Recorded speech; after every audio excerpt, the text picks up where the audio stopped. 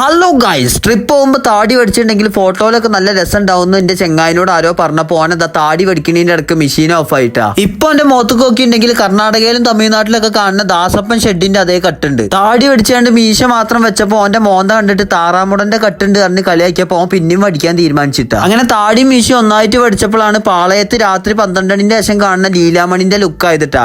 പക്ഷെ ഓൻ വിശ്വസിക്കുന്ന എന്താ വെച്ചാല് BTS യിമ്മിന്റെ ലുക്കാന്നാ. അതുകൊണ്ട് ഓന് ബംഗാളികളെ മാതിരി ഉള്ളിലൊരു ബനിയനും പുറത്ത് ചോർ ബസാറിന്ന് വാങ്ങി 50 റുപ്യന്റെ നല്ല മിന്നാമിന്നി പോലത്തെ ഷർട്ട് ഇട്ടാണ് നടക്കട്ടാ. ചോർ ബസാറിന്ന് എല്ലാവരും 100 റുപ്യന്റെ 50 റുപ്യന്റെ ജാക്കറ്റ് ഒക്കെ വാങ്ങിയപ്പോ എന്തിനാ വെറുതെ പൈസ പോക്കണെന്ന് പറഞ്ഞാണ്ട് ഒരു പുതപ്പായിട്ട് പൊതച്ചാണ്ട് ആൾ ട്രിപ്പിന് വരുന്നത്. അങ്ങനെ ഞങ്ങളെല്ലാരും കൂടി മെട്രോയിൽ കയറിയാണ് ന്യൂഡൽഹി റെയിൽവേ സ്റ്റേഷനിക്ക് പോകാൻ പോവാട്ടാ.